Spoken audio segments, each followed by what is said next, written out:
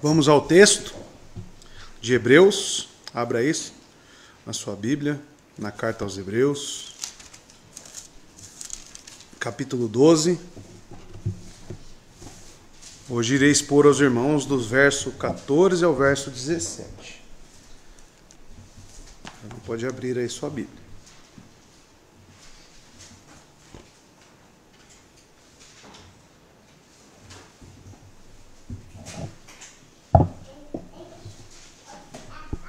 A palavra de Deus dirá o seguinte, irmãos, nesses versos.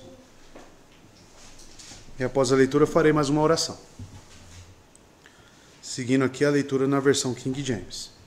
14 a 17 diz o seguinte: segui a paz para com todos os homens, e a santidade, sem a qual nenhum homem verá o Senhor.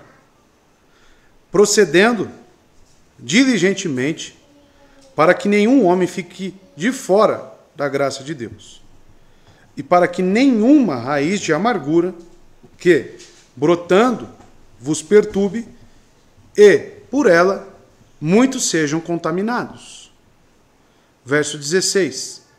E não haja algum fornicário, ou uma pessoa profana, como Esaú, que por um bocado de alimento vendeu o seu direito de primogenitura.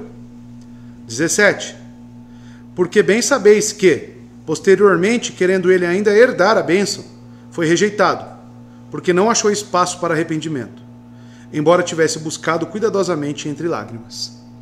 Vamos orar.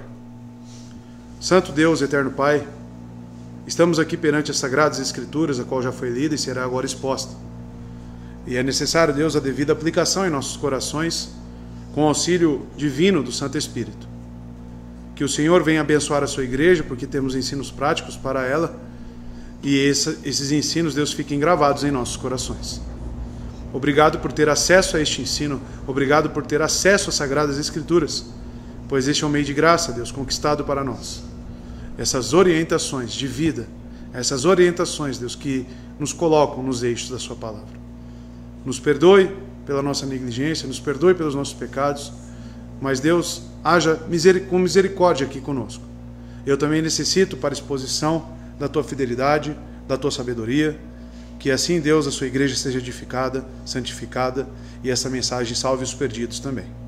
Assim, Deus, eu peço e agradeço, no nome santo de Jesus. Amém. Amados, estamos aqui numa sessão de suma importância para todos nós, então eu peço que os irmãos estejam atentos à mensagem de hoje. É uma mensagem prática, é uma mensagem que traz maturidade para a igreja, né? Se o irmão perceber o que está escrito aqui e aprender com essas palavras deste autor, certamente você crescerá em maturidade na vida da igreja, tá? Então, amados, o tema aqui da minha mensagem é a exortação à santidade, tá? E é justamente sobre isso que está se tratando aqui. Anteriormente, né, os últimos versos a qual preguei aos irmãos foram versos 12 e 13. Eu gostaria de lê-los mais uma vez para recordar os irmãos. Portanto, levantai as mãos que se encontram cansadas e os joelhos fracos. E o verso 13 disse: e fazei caminhos retos para os vossos pés, para que o que manqueja não se desvie para fora do caminho, mas que seja curado. A exortação que já foi pregada, iniciada aqui anteriormente, está falando justamente de um contexto prático de igreja. Ele exorta esses ouvintes aqui e leitores a permanecerem fiéis na fé em que eles professam. Lembrando que essa igreja está sofrendo muito com apostasia. Está sofrendo muito essa igreja com pessoas que, de certa forma, professaram o cristianismo, mas estão retornando para o judaísmo. Esse foi um dos objetivos nosso aqui, apresentar a teologia bíblica pactual, né, que este autor aqui com maestria nos aplica. E agora, amados, ele está trazendo a aplicação desses ensinos. O verso 13 falou sobre fazermos caminhos retos, de observarmos na vida da congregação pessoas que talvez estejam se desviando, e a exortação mútua é o que realmente trará efeito santificador para a igreja. Então, foi o que eu disse semana passada: se observarmos algo na vida do irmão que esteja sendo passos não retos, digamos assim, você tem por obrigação, por amor a Cristo, por amor à igreja, chamar esse irmão e conversar com ele, exortá-lo. Este é o ensino constante desse autor. Este é o ensino constante de exortarmos uns aos outros e não queremos estar longe da congregação dos santos. Então, amados, ele continua neste mesmo sentido. E falaremos aqui sobre deveres práticos. Após a sua exortação aos hebreus, para perseverarem pacientemente em seus sofrimentos, estão lembrados? A corrida que se inicia, para mantermos os nossos olhos fitos em Cristo, para realmente fortalecermos os nossos braços, os nossos joelhos, tudo naquela grande metáfora de uma disputa, né, olímpica, de uma competição. Ele está exortando a perseverança, irmãos. E o escritor passa a definir alguns deveres práticos.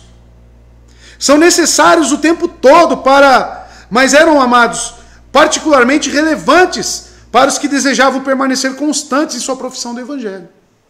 Aqui então, quando eu expor esse texto, se tratando de deveres práticos, são aqui, amados, diretrizes para nós permanecermos no Evangelho.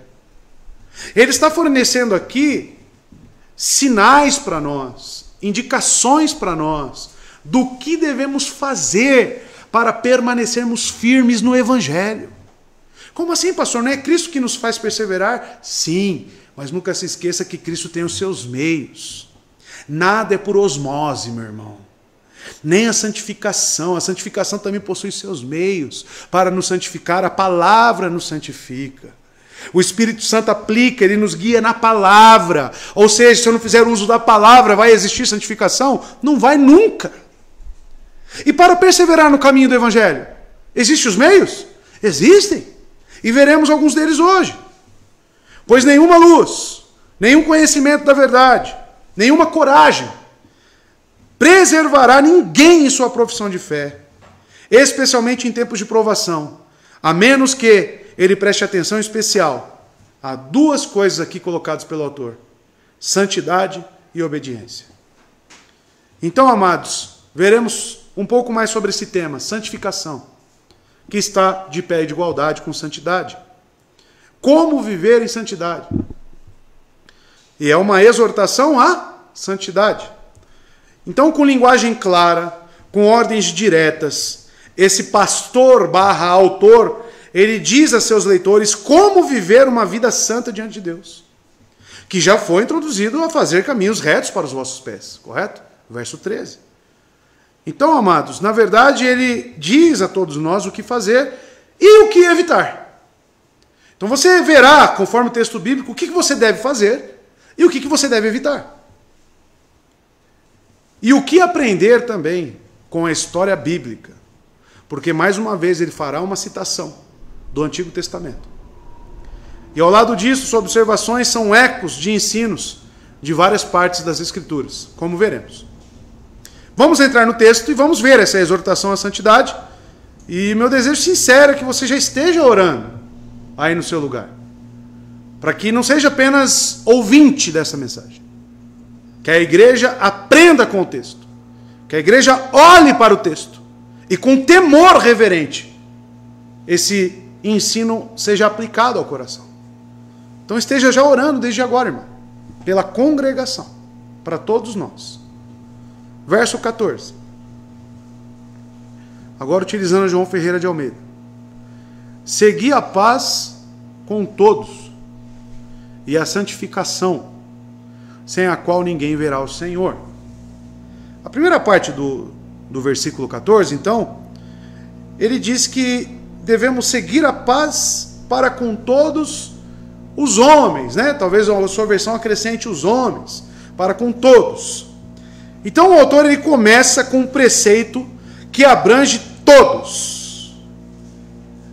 Todos os homens. E a instrução aqui tem duas partes. Primeiro, nosso dever para com as outras pessoas. E segundo, o nosso dever para com Deus, que nos guia, né? Este dever para com Deus é o que nos guia no dever para com as pessoas. Então, temos aqui, amados, um resumo e uma explicação das duas tábuas da lei.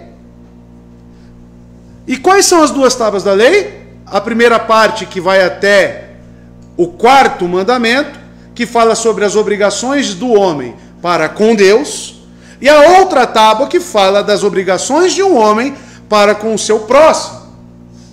Então, amados, aqui nós temos, de uma forma mais elaborada, como que isso funciona na prática da igreja.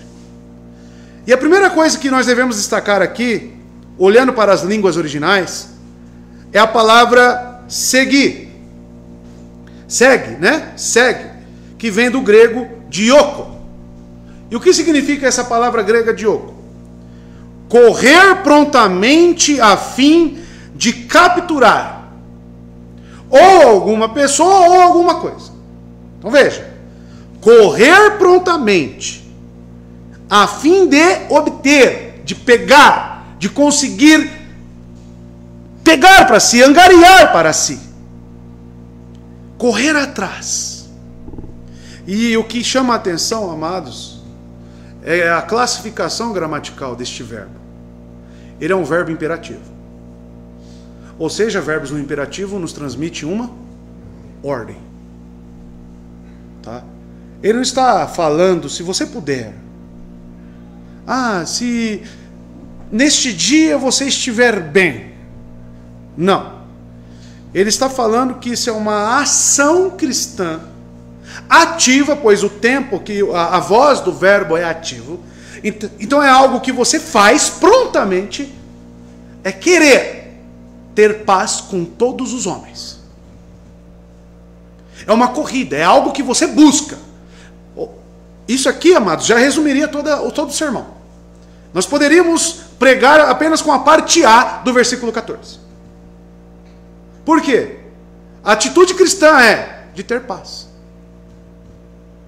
Logo, eu posso ser uma pessoa briguenta? Logo, eu posso ser uma pessoa que cria desavenças no corpo? Logo, eu posso ser uma pessoa que indiretamente ou diretamente apoia brigas, divisões, discórdias? Não. A ordem aqui é que você deve buscar, que você deve correr atrás da paz. Então vamos lá. Ainda aplicando aqui a alegoria da corrida, olhando para Cristo, agora ele fala, como que eu corro? Buscando a paz. Lembra lá do desenho, aquela cenourinha que colocava na frente do cavalo, e o desenho ia atrás da cenourinha? Sabe qual é a cenourinha do crente? A paz. Você tem que correr atrás da paz. Você tem que perseguir a paz. Ativamente, você tem que querer isso. Agora me chama a atenção, amados, que muitos dos crentes dentro da igreja, se é que eu posso chamar de crentes, é que eles buscam desavenças. É que eles buscam não a paz, mas a guerra. Ele olha para o irmão que não deu bom dia, talvez para ele, e fala, esse irmão tem alguma coisa contra mim. E ele já começa a imaginar várias coisas na sua cabeça. Ou quando o pastor está pregando e fala, isso aí é para mim, por que ele está aplicando isso aí do que aconteceu comigo na minha vida? Esse pastor está de implicância comigo. Por que ele está falando? Ele já está querendo buscar o que? A paz? Ele quer a guerra. Ele quer o conflito. Essa não é a característica cristã.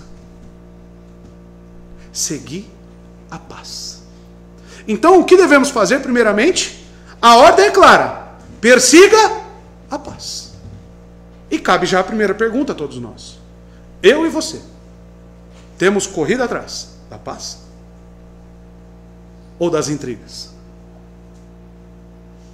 Ou das difamações? Ou das picuinhas? Ou das fofocas?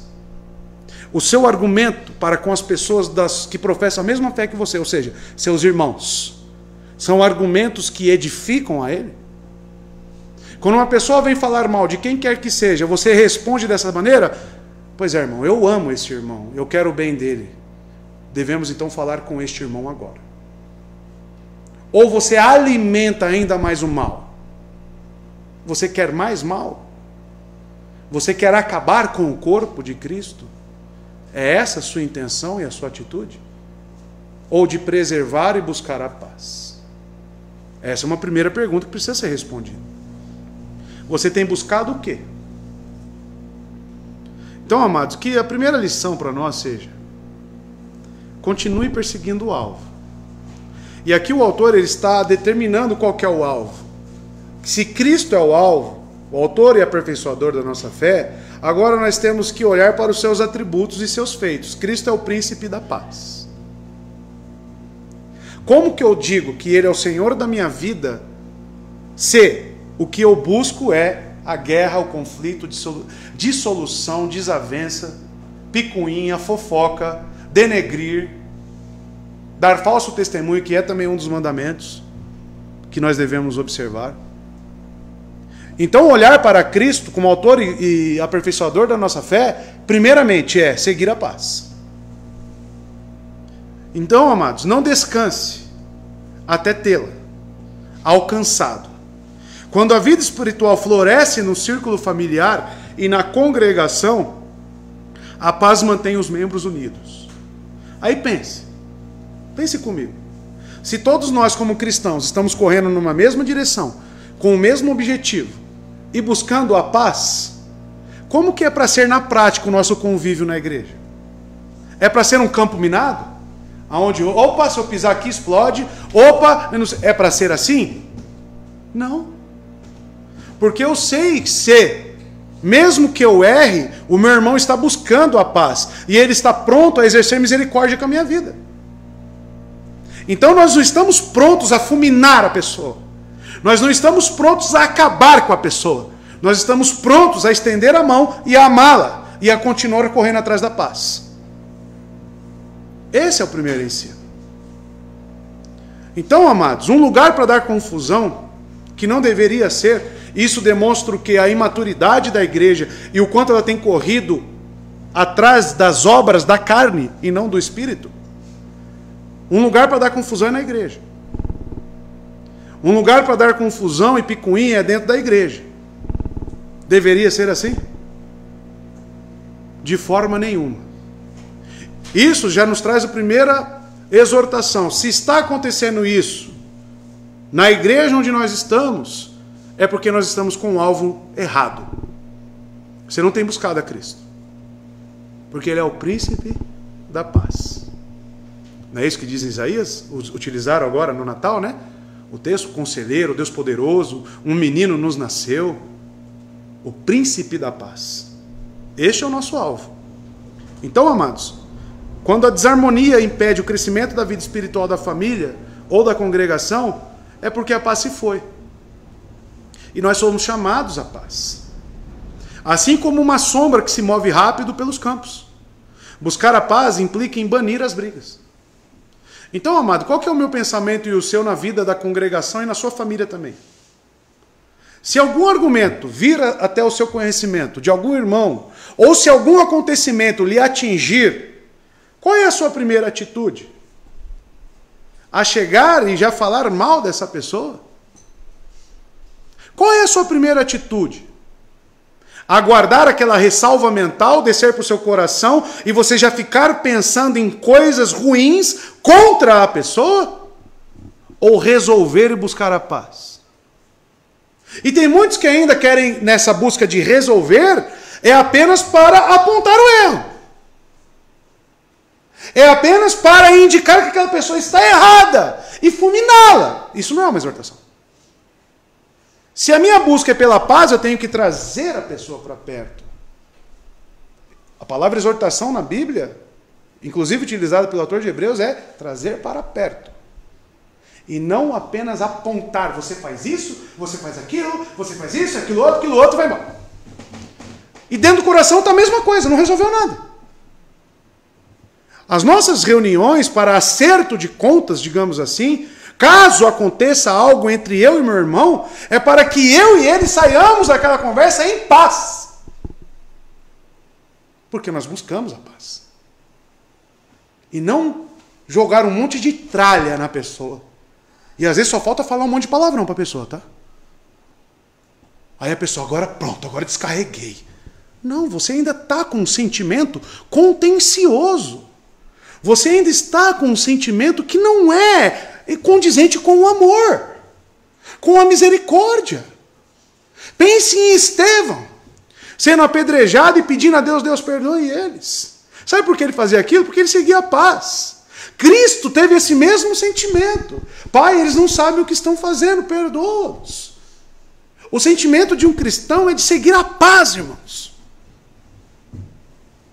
E não de falar lá, de novo, pastor, hein? Olha lá, pastor, olha, ele faz isso. Aí chega, chama o irmãozinho, olha o que o pastor faz, olha o que não sei o quê. Ele só faz isso, aquilo, outro. E fica assim, aí fala em casa, fala na mesa com a família. Aí o filho pequeno, ele vai crescendo, ouvindo o pai e a mãe falando mal dos irmãos da igreja, do pastor da igreja. Você só está plantando a semente de Satanás na sua casa. Você não está seguindo a paz. E nós como cristãos, amados, e o texto nos permite dizer isso no imperativo, tá? No imperativo. É uma ordem. É seguir essa paz. Então, amados, a paz é a essência do nosso dever. Tudo que você vier a fazer na igreja, falar, sentir, as suas ressalvas mentais, você deve fazer uma pergunta para as suas ressalvas mentais. Isso segue a paz? Os seus comentários sobre a igreja, seu pastor, seus irmãos, você deve fazer uma pergunta antes de abrir a sua boca. Isso que eu vou falar para esse irmão, ou para o irmão, segue a paz? Visa a paz? Por isso que eu disse que esse ensino é importante para a igreja. Importantíssimo para nós. Então, amados, a paz é a essência do nosso dever para com todas as outras pessoas. Em todas as circunstâncias e relacionamentos. É buscar a paz com elas. No entanto, amados, o apóstolo Paulo também limita isso quando escreve: faça todo o possível para viver em paz para com todos. Isso está em Romanos capítulo 12, verso 18. Faça todo o possível. Por que todo o possível? Porque existem alguns contextos e situações que é impossível? Sim, existe. Existe a perseguição que nós acabamos de cantar no Salmo 11, onde os ímpios estão prontos para apontar para nós. E que eles querem e amam a destruição do justo. Mas não é algo que eu desejo. Então eu faço o possível para manter a paz para com todos. Então, amados, a paz com outras pessoas não deve ser executadas a qualquer preço e existem limites. Por que existem limites? Porque assim mesmo como a submissão de uma esposa ao seu marido é no Senhor, e assim também como a dos crentes para com os governantes, que sejam ímpios, é no Senhor, então tudo existe um limite. Por exemplo, eu sou casada, estou num julgo desigual, e o ponto que gera mais briga na minha casa é justamente eu não fazer parte das coisas que o meu marido quer. Aí você pensa, eu vou ceder isso, e aí a paz vai imperar na minha casa. É esse tipo de busca pela paz que está sendo falado aqui? Existem limites. É no Senhor. Tá? Porque isso aqui pode virar pretexto para muita coisa. Ah, pastor, mas você pregou que eu tenho que buscar a paz em todas as coisas. Mesmo você pecando? Não. Não tem a sua razão bíblica tão distorcida dessa forma, meu irmão. Mas entenda o que ele está querendo dizer aqui. Tudo o que for possível, como Paulo diz em Romanos 12, no verso 18. Esse é um ensino que pode ser encontrado tanto no Antigo quanto no Novo Testamento. Um refrão que é repetido tanto no Antigo quanto no Novo Testamento é um mandamento para se viver em paz uns com os outros. Davi exorta os israelitas no Salmo 34:14, por exemplo: afasta-te do mal e faça o bem, procure a paz e persiga. Isso está no Salmo 34, verso 14. Em sua epístola aos Romanos, Paulo enfatiza perseguir a paz 2 vezes. Se possível, quanto depender de vós, vivam em paz para com todos. O texto que eu acabei de ler de Romanos 12, 18. E ainda assim, façamos, portanto, todo o esforço para fazer o que conduz à paz. Isso está em Romanos 14, verso 19. Olha só o que Paulo diz. Façamos, portanto, todo esforço para fazer o que conduz à paz. Você tem feito todo esforço? Você tem feito todo esforço? Quando a palavra de Deus nos diz que devemos suportar uns aos outros, é fazer esforço, mesmo com imperfeições deste irmão, fazendo desprender um grande esforço para trazê-lo para perto, e não repulsá-lo, e não mandá-lo para fora. A paz, amados, é obtida mediante uma íntima comunhão com Jesus Cristo, o príncipe da paz. Isaías 9,6 e Colossenses 3,15. Então veja bem quem é este alvo a qual estamos correndo e olhando. O autor de Hebreus agora está ilustrando, dando detalhes sobre o que significa manter os olhos fitos em Cristo. Na prática agora é buscar a paz. Quando diz todos os homens, irmãos, pergunto a vocês, inclui os ímpios também? O que você acha? Qual que é o mandamento bíblico de Jesus no Sermão do Monte? Amamos apenas os nossos irmãos? Oramos apenas pelos nossos irmãos? Não. Então aqui está claro que buscar a paz, desprender um esforço, o máximo que você conseguir, até mesmo com os ímpios. Ah, não, isso só vou fazer com os crentes. Aí lá fora você é tido como uma pessoa barraqueira. Lá fora você é tido com a pessoa de toma lá da cá. Que não consegue ouvir nada, que sempre está pronto para despejar as coisas. Uma pessoa reativa. Conhece pessoas reativas? Pessoa briguenta mesmo. É o caráter cristão aqui apresentado? Como uma ordem? Não é. Então, amados, essa semana, nosso irmão Israel, né? Ele passou por uma situação com ímpios. E ele me ligou, eu devo fazer isso, porque eu não estou... Fizeram comigo aqui é uma baita de uma sacanagem. O que eu faço, pastor? Sabe o que eu falei para ele? Segue a paz para com todos, meu irmão. Aí ele ainda, duro no coração, foi ver o que Calvino dizia. Aí Calvino disse a mesma coisa que eu disse. Né? Segue a paz para com todos, meu irmão. Tá? O quanto for possível. Desprenda o máximo de esforço. Então existe... Pessoa te fechou no trânsito. É assim? Segue a paz para com todos, meu irmão. A esposa não fez algo que você já vem falando para ela fazer há muito tempo. Eita, eu falei! Segue a paz para com todos. Sua esposa, além de ser sua esposa, instituída por Deus no casamento, ela é sua irmã em Cristo. Eu digo para os casais da igreja crentes. Como que eu devo tratar? Segue a paz para com todos, irmãos.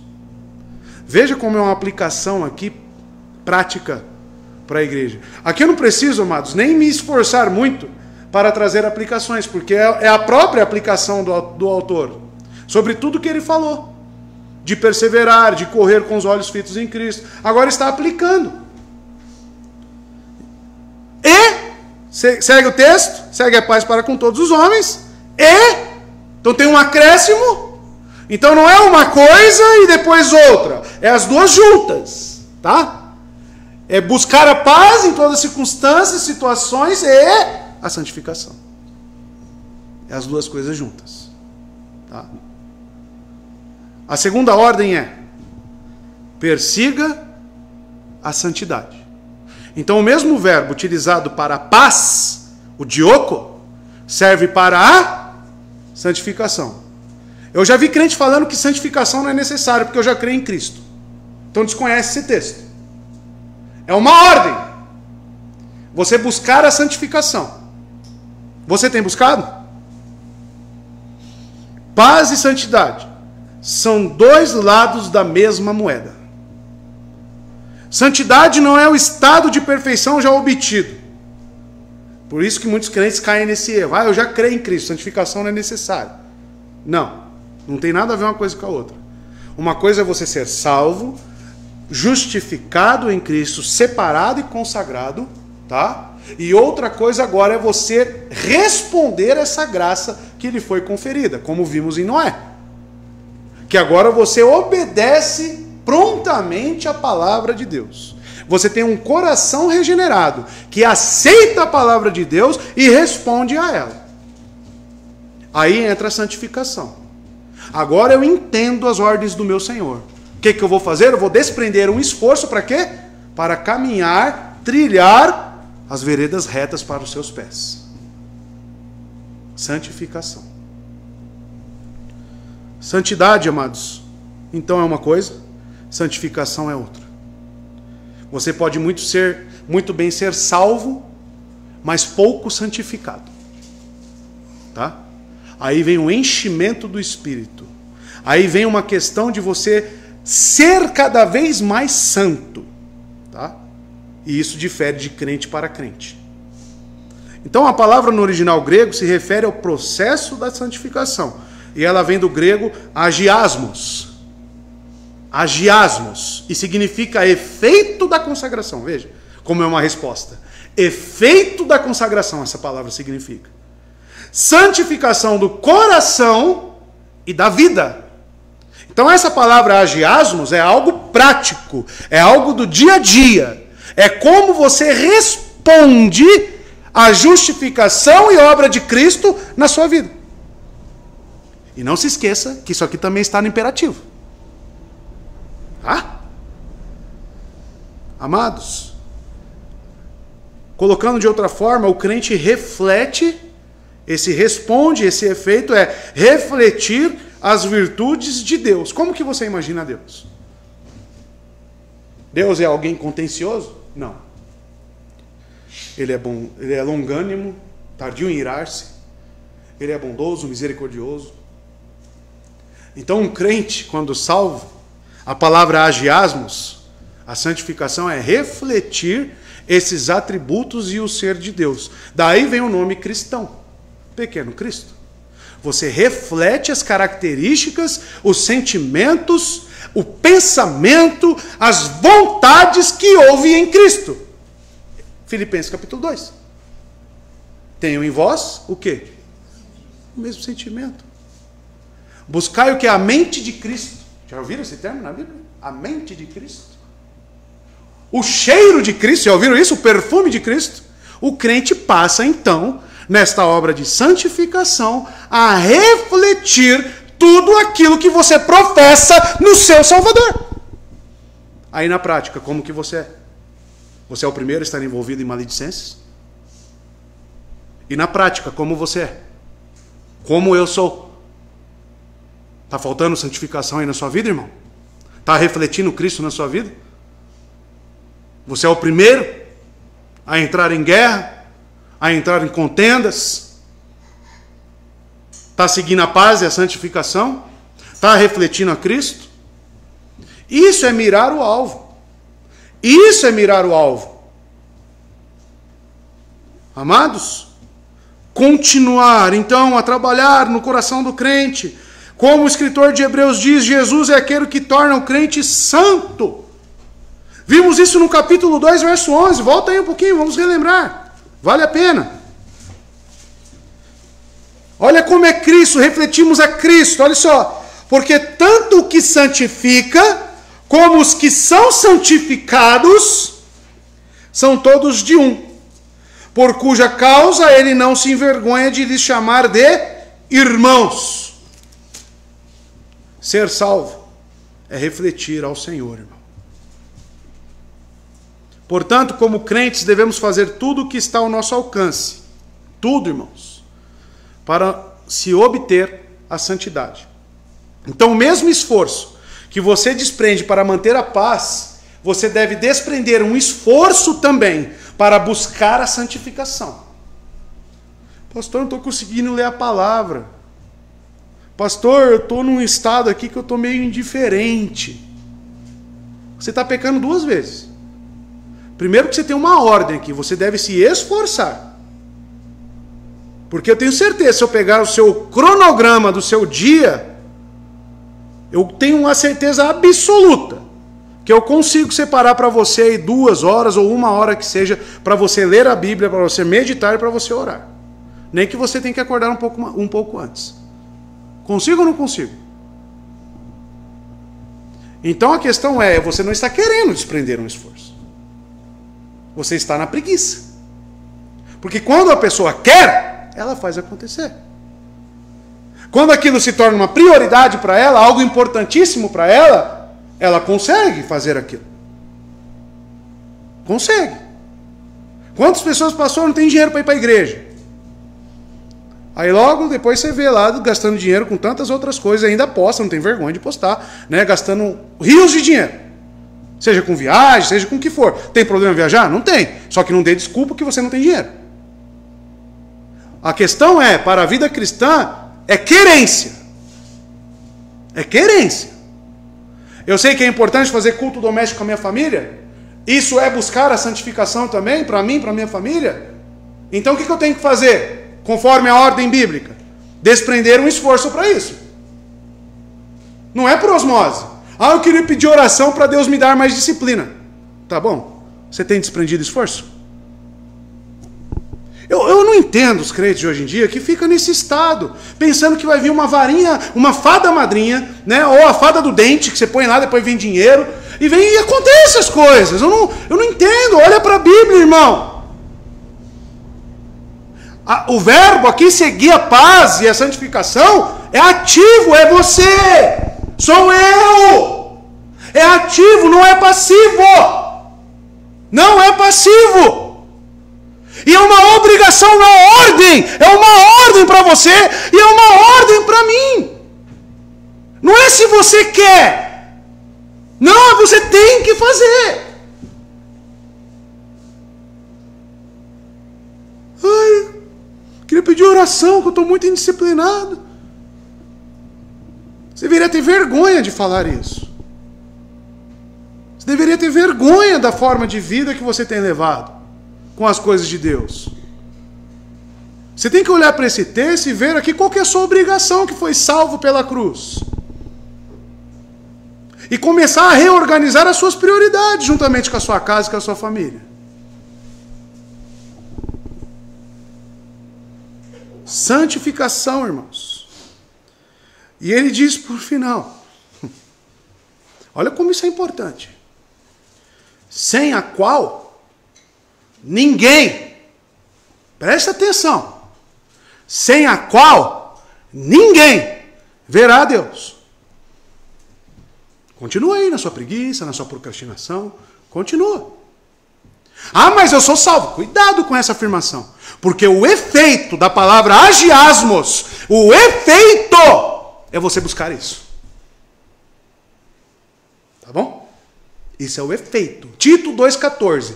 Cristo salvou um povo particularmente seu, dedicado. Vai atrás dessa palavra dedicado, o que é?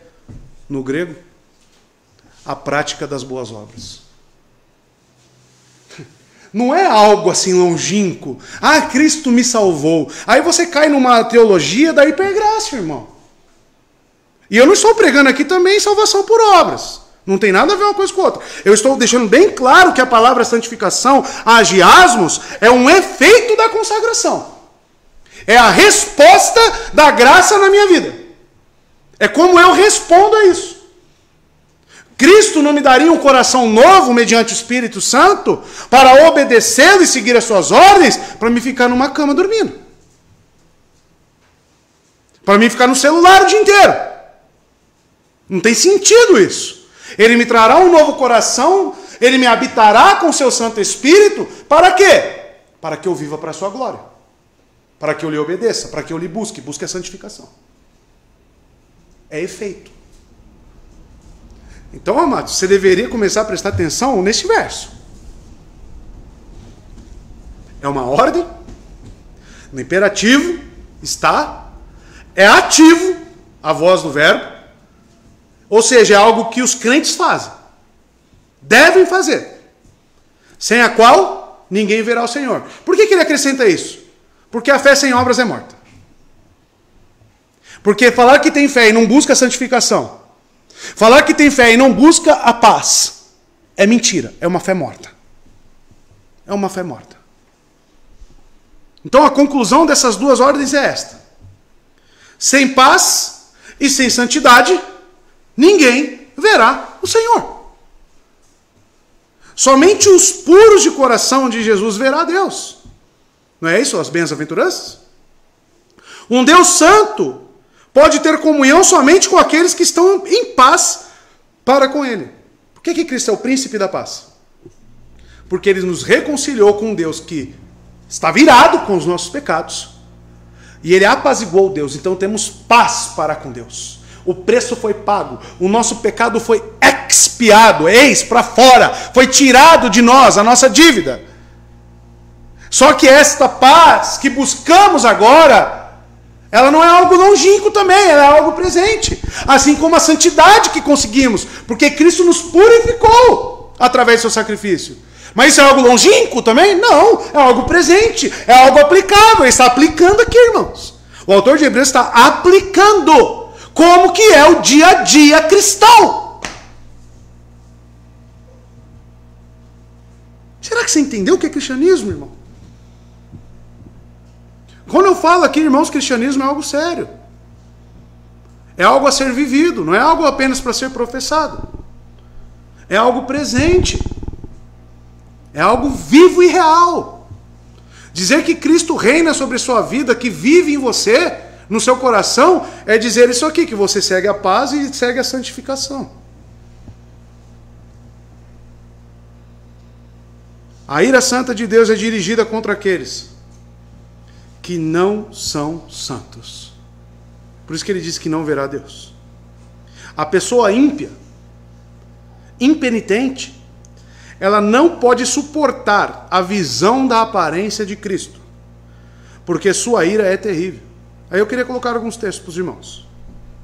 Veja como a santificação é uma consequência da justificação. João fala sobre isso em 1 João, capítulo 3, verso 3. Veja. Todo aquele que nele tem esta esperança, olha só, purifica-se a si mesmo. Depois você vai lá, consulta no grego, como é que está a classificação gramatical dessas palavras aqui. Tá bom? Assim como ele é puro. Que é muito legal, né, irmãos? Falar, Cristo viveu neste mundo e não teve pecado. Por que ele fez isso? Para ser a propiciação por nós e só?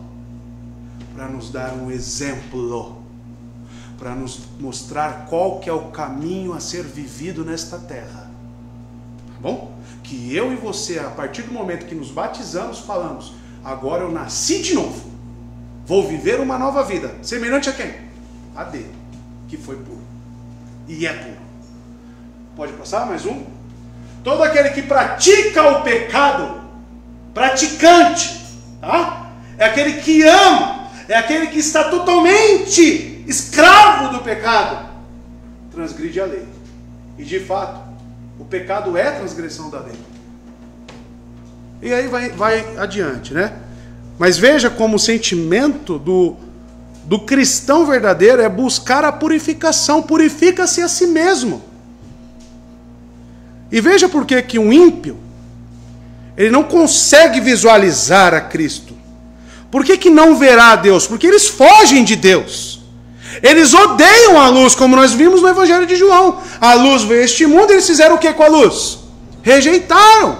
Eles odeiam a luz. Odeiam a verdade. Aí tem uma mensagem de João também, Apocalipse, no capítulo 6, onde ele fala como será a vinda deste santo, do nosso Senhor Jesus Cristo.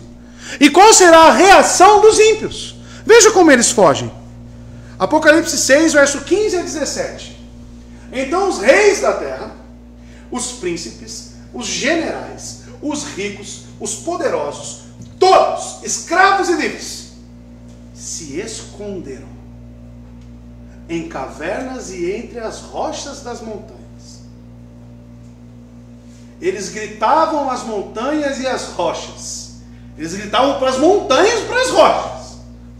Caiam sobre nós e esconda-nos da face daquele que está assentado no trono e da ira do Cordeiro. A reação de um ímpio nunca é buscar a reconciliação com Deus. Porque a reconciliação com Deus está para ser santo, a viver uma vida consagrada. E o ímpio odeia isso. O ímpio não quer santidade. O ímpio não quer se parecer com Cristo. Eles preferem a morte, eles preferem se esconder do que ter um relacionamento com o Senhor. Por isso que o caminho da santificação fala muito sobre a nossa fé. E eu sempre digo para o irmão, olhe para este último ano. Olhe para os 2, 3 últimos anos. Houve um processo e um avanço na santificação? Você tem um pacto com isto? Com a santificação? Se não, que tipo de fé você tem? Sendo que Cristo nos salvou para isto. Para sermos santos.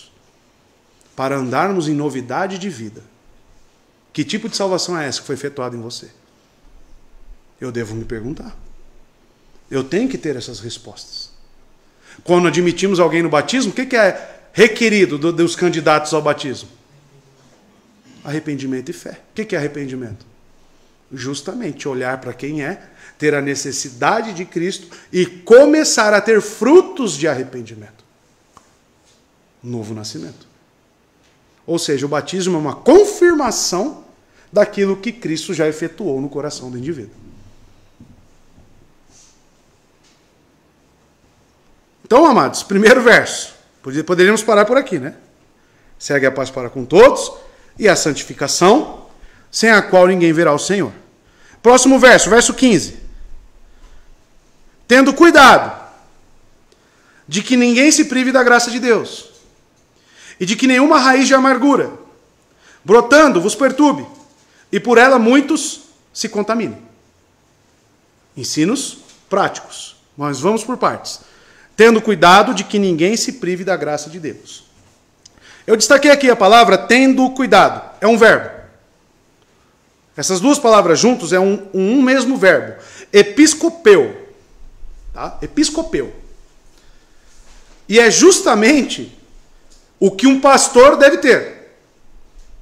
E significa essa palavra supervisionar, inspecionar, vigiar, preocupar-se, cuidar da igreja, olhar cuidadosamente, ou seja, ter um zelo pela igreja do Senhor.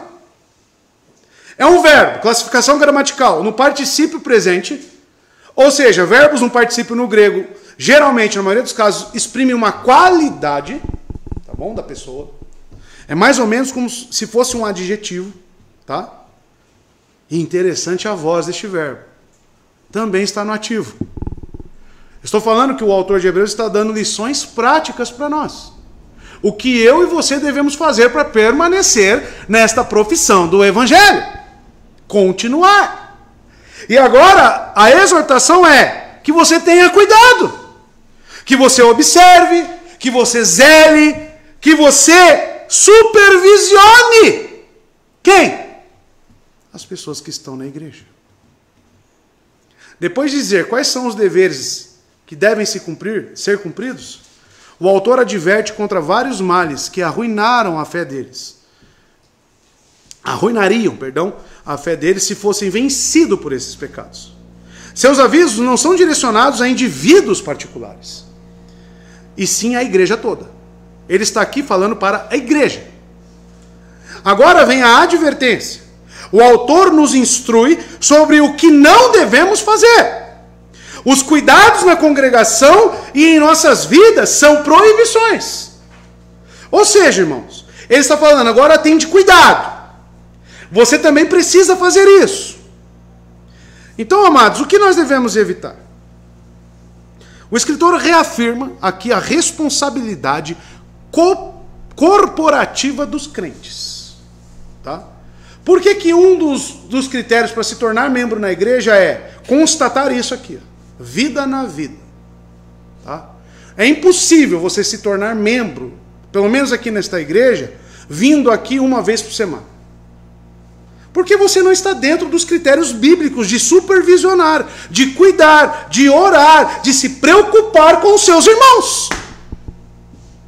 E as pessoas acham que a igreja é apenas um clube que você paga mensalidade e que você vai aos domingos. É muito mais do que isso, irmãos. A igreja vai muito além disso.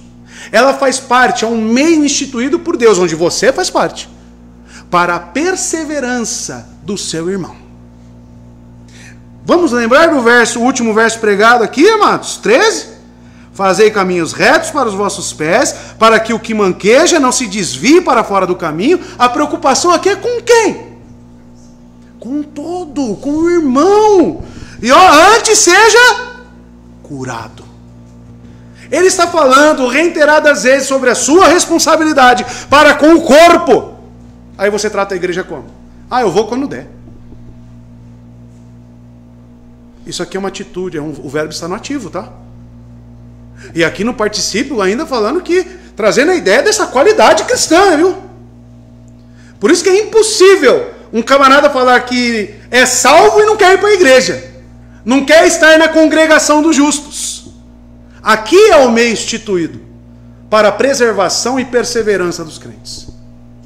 É aqui. Exortai-vos uns aos outros diariamente. Quem que disse isso? O mesmo autor de Hebreus. Olha como esse pastor está falando sobre a nossa responsabilidade. Então vamos lá, vamos trazer mais aplicações. Quando uma pessoa, ela vira para a igreja e fala, não quero mais ir para a igreja. Não quero mais estar aqui no meio de vocês, vai embora. A primeira pessoa a ser apontada como um possível culpado é quem, geralmente, irmãos? Pastor. Pastor não cuidou, pastor não visitou, pastor não fez isso, pastor não fez aquilo. A responsabilidade aqui está para quem? Só para o pastor? Ou seja, se essa pessoa passou a ser descuidada, começou pelo corpo da igreja. Em não supervisionar, em não exortar, em não falar, olha, não vai por aí, vem para perto, e a caminhar junto. Não é só a responsabilidade do pastor. É da igreja. É da igreja. Então, quando alguém sair da igreja, em vez de se apontar para o pastor, veja o que você fez por aquela pessoa. O quanto você orou por ela. Quantas vezes você exortou ela sobre a incredulidade dela. Antes de querer acusar e achar um culpado. E isso eu não falo para me defender, não. Isso eu falo com respaldo bíblico. Com respaldo bíblico. A responsabilidade aqui é do corpo. É de todos. Porque ele está escrevendo aqui a igreja. Tende cuidado. Entre os pastores? Com certeza que entra. Mas não é só minha responsabilidade. É de todos nós. Veja, amados, que o sistema congregacional ele permeia toda a igreja e a Bíblia nos dá respaldo para isso. Então, amados, o que evitar? Cuidem para que ninguém perca a graça de Deus. É isso que está escrito aí. Vamos comparar com alguns outros textos do mesmo livro? Capítulo 3, verso 12.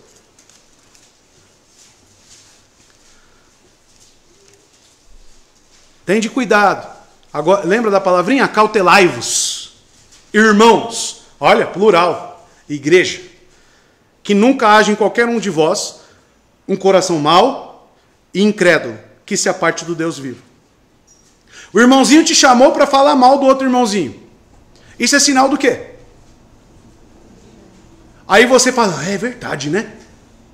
Essa tem que ser a sua atitude? Qual tem que ser a sua atitude? Exortar aquele irmão, porque ele já está errado, não dar ouvido a ele, chamar a parte que ele falou, precisamos reconciliar, porque ele é nosso irmão e amado por Cristo. Vamos falar com ele. Ponto final. Atitudes que seguem a paz, irmãos, e não a destruição. Acautelai-vos, irmãos, que nunca haja em qualquer um de vós um coração mau e incrédulo. Olha a nossa responsabilidade. Ainda assim, capítulo 4, verso 1. Portanto, temamos. Temamos o quê? A fim de que a promessa deixada para nós de entrar no seu repouso não exclua nenhum de vós. Nós temos, amados, a preocupação de quê? Só batizar? É aí que muitas igrejas se perdem. Porque batiza o camarada e joga, né? Agora é você e Cristo. Não. A igreja tem responsabilidade na perseverança daquela alma. É o meio que Deus nos deu. Ele é o bom pastor. Não, o meio que ele deu para a preservação daquele indivíduo é a igreja. É a igreja. E o verso 11 do mesmo capítulo 4, ele diz, olha lá a palavra, esforcemo-nos, portanto, para entrar naquele repouso, a fim de que nenhum homem caia no mesmo exemplo de incredulidade. Tudo no plural, tudo chamando a todos a responsabilidade. Essa é nossa obrigação como cristãos. Um verbo no particípio ativo. Tempo presente. Tempo presente. Tá bom? Tenham cuidado. Olhem, estejam atentos. Não veja o pecado do irmão e passe um pano. Ou cria uma ressalva mental. Tá fazendo, tá falando lá, mas tá fazendo. Aí, isso serve para quê? Serve para quê, irmão? Isso se assemelha com o que Cristo faria. A sua atitude se assemelha a de Cristo. Nós temos que começar a pensar o que é viver a igreja. Não é estar na igreja, é viver a igreja. É onde Cristo me inseriu como cabeça dessa igreja, como corpo inteiro. Qual que é a minha parte? Toda junta, bem ajustada, edifica-se a si mesmo. Isso aqui são lições práticas do que é ser edificado e de como edificar. Não é viver longe da igreja, apartado dela. Não, isso é incredulidade. E se existe alguém caminhando por isto, o que você deve fazer? Você aí mesmo agora. O que você tem que fazer com esse irmão? Fala, tenho visto que você tem faltado muito. Isso faz bem para a sua alma, irmão. O que você está precisando? É dificuldade financeira? Vamos arrumar dinheiro. A igreja consegue te dar 2, 3 passagens por semana. Vamos ver o que consegue ser feito. Mas você não pode permanecer assim. Você já fez isso?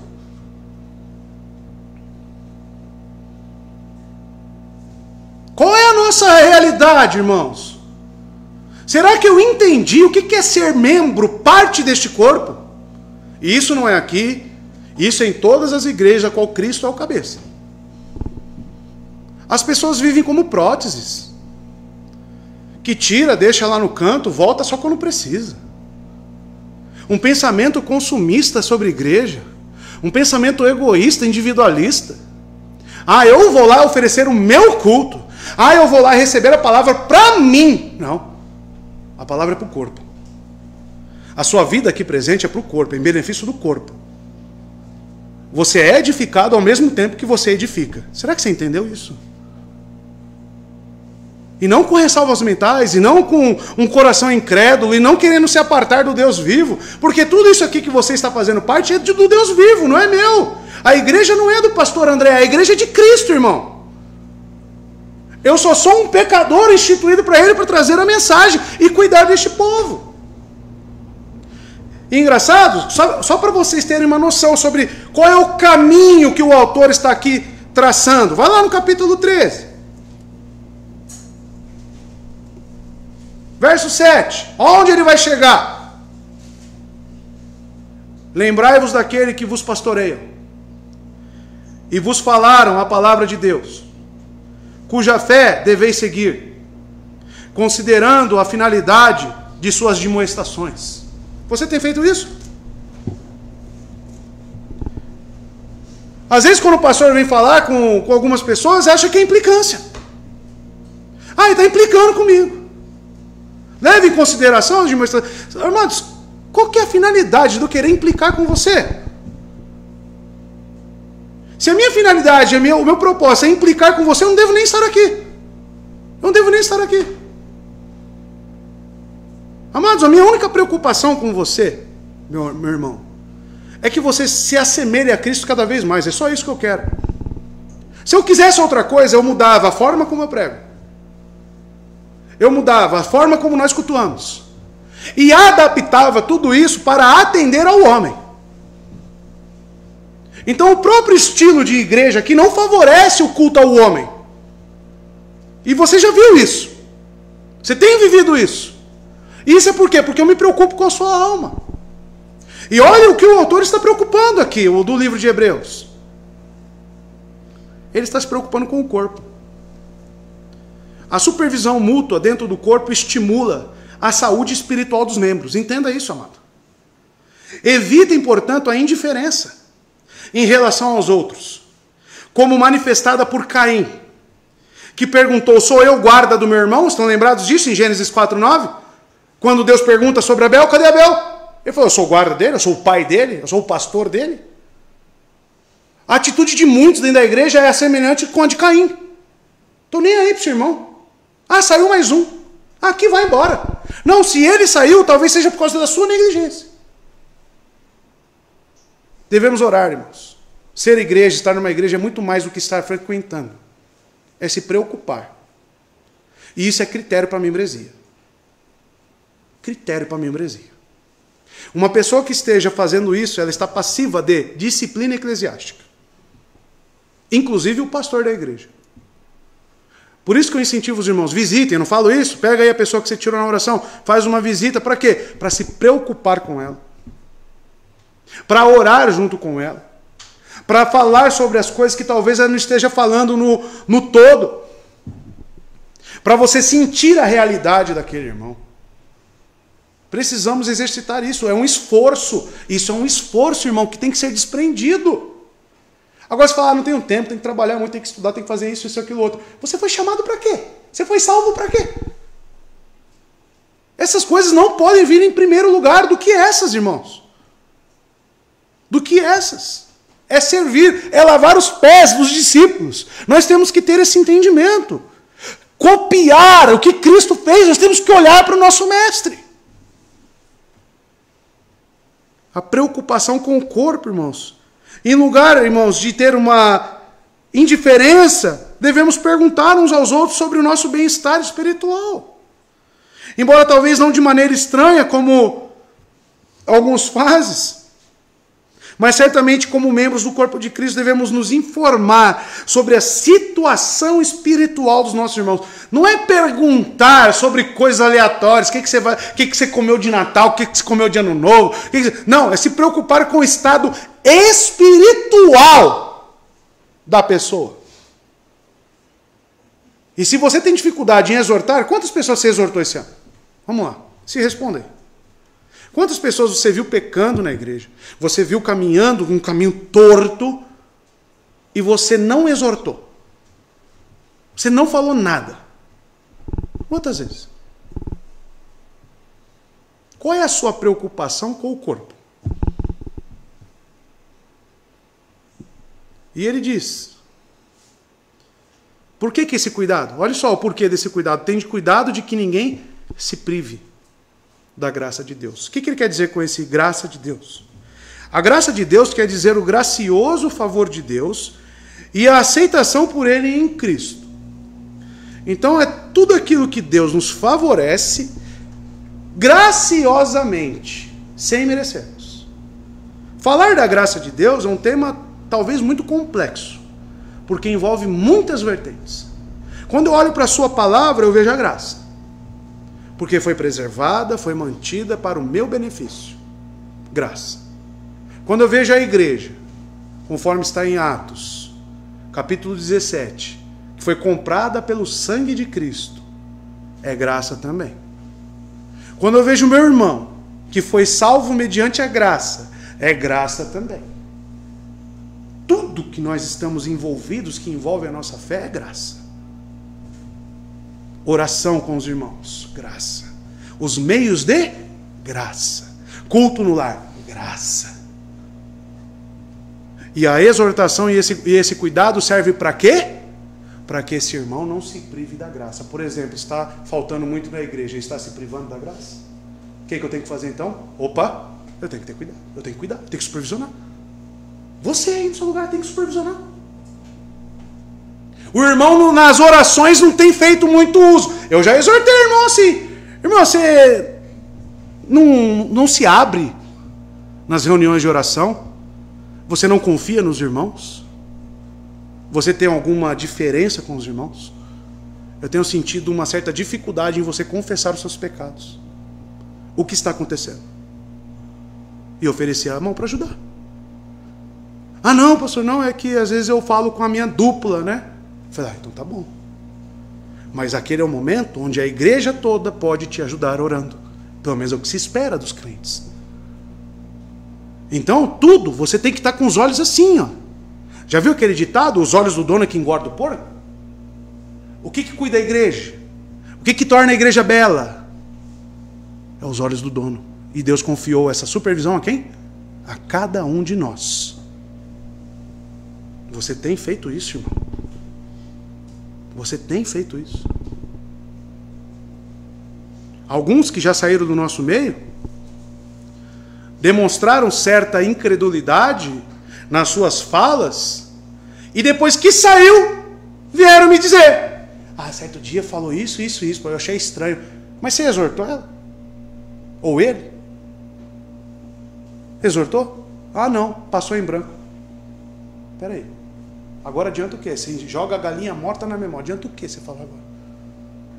Por que você não cuidou antes?